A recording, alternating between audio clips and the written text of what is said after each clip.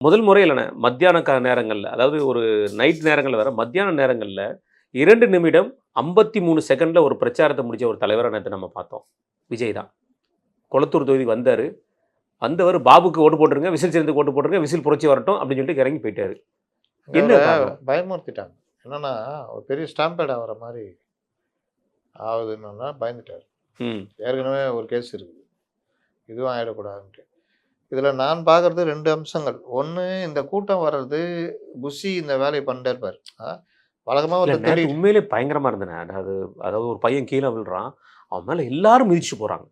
அதான் அது சொல்றேன். ரொம்ப கொடூரமா பெரிய இருக்கு. ஸ்டாம்பேட் ஆகுற மாரி நேத்து ஆயிட வேண்டியது. நீங்க ஒரு கொளத்தூர் முடிச்சுட்டு வில்லிவாக்கம்னு நெனைக்கிறேன் அடுத்து. விழிவாக்கம். வரவே இல்ல. வர முடியல. 3 ஹவர் எல்லாத்துலயும் ரெடிங்க. ஆமா. மேல ரெடி, எல்லாம் ரெடி. அதான் இடம், அந்த இடத்துல ஸ்பீக்கர் ரெடி, எல்லாமே ரெடி. எல்லாம் காத்துட்டு இருக்காங்க. ஆனா இவரால வர முடியல. டிரான்ஸ்ஃபார்மர் மேலலாம் ஏறுறாங்கண்ணே. அதனால தான் சொல்றேன். இது வந்து போலீஸு எனக்கு என்னன்னு விட்டாங்கன்னு அவங்க குற்றச்சாட்டு சாட்டுறாங்க. போலீஸ் கண்ட்ரோல் ஒண்ணுமே இல்லன்றது ஒரு பக்கம் உண்மை. 2வது இந்த புஷி ஆனந்த் போன்றவர்கள் இந்த கூட்டத்த வர வைக்கிறது இருக்குல்ல, அதை தப்ப மறுபடியும் மறுபடியும் பண்றாங்க. ஆமா.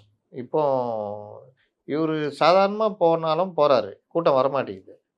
இந்த மாரியும் கூட்டம் வருது. டிஜிபி ஆஃபீஸ் போகும்போது ஒரு ஆள் வரலையே. ம். டிஜிபி ஆஃபீஸ் போகும்போது ஒரு ஆள் வரலையே. அதாவது சொல்லாம போனான்னு வச்சுக்கங்களேன், சொல்லிட்டு போறதுக்கு வரதில்ல. ஆமா வரது. சொல்லிட்டு பொதுக்குழுக்கு போனார்ல வீட்ல இருந்து கிளம்பி. அப்ப எங்க எங்க ஆள் வந்தாங்க? ஒருத்தர் வரலையே. அதே மாரி மகாபலிபுரத்துக்கு போகும்போதெல்லாம் மனு தாக்கல் போனார்ல. ம்.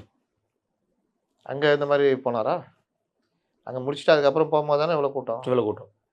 அப்ப ஏன் மனு தாக்கல் அவரு கஷ்டப்பட்டு போற மாரி வரல? ஏன்னா டைம் ஆச்சு. கரெக்டான டயத்துக்கு போகணும்ல. நேத்து தான் பிரம்ம முகூர்த்தமா. அதனால தான் நம்பிக்கை இல்லாத தலைவரும் முதல்வர் அவர்களும் பண்ணாங்க. அவருக்கு நம்பிக்கை இல்லைன்னு எப்படி சொல்லுவீங்க? பிரம்ம அவர் முகூர்த்தத்துல தாக்கல் பண்றது எப்படிங்க நம்பிக்கை இல்லைன்னு? ஏன்னா அவங்க சொல்றதுண்ணே. அது உருட்டு. உருட்டு அது வேற கதை. நீங்க வந்து தாக்கல் பண்ணிட்டு அடிச்சு போறேன்னு போய் தாக்கல் பண்றீங்க. அப்புறம் என்ன? அதனால இதுல என்னன்னா 2 அம்சமா நான் பார்க்குறேன். 1 விஜய் மேல வர்ற கூட்டம் இத வந்து கட்டுப்படுத்தாம எனக்கு என்னன்னு இருக்கிறது. 2 இவர்களே இந்த கூட்டத்த கூட்டுறாங்கன்னு தெரியல. ஏன்னா நேத்தே சொல்ட்டாங்க பிரச்சாரம் ரத்து. இனிமே வரமாட்டாரு. அது வேறயாண்ணே. ஆமா பிரச்சாரம் ரத்தாச்சு அவருக்கு. என்ன நேத்து மட்டும் தான் ரத்து ஆயிருக்குண்ணே. நாளையிலேருந்து ப்ரோக்ராம் இருக்குன்னு சொல்லி ஆதவ் இன்னைக்கு காலைல கூட சொன்னாரு பிரஸ் மீட்ல. அது தெரியல என்னன்னு. நாளையிலேருந்து ப்ரோக்ராம்லாம் இருக்கு. நாங்க கன்னியாகுமரி வரைக்கும் போறோங்கிற வார்த்தையும் சொல்லிட்டாரு அவரு. அது எப்படி போறாங்கன்னு தெரியலன்னு வச்சுக்கோங்களேன். அந்த மாதிரி பேசிட்டு இருக்காரு. அதனால இந்த வேலைகள பண்ணாம இருக்கணும்னு தான் நான் இவங்கள கேட்டுக்கிறேன். ஒருவேளை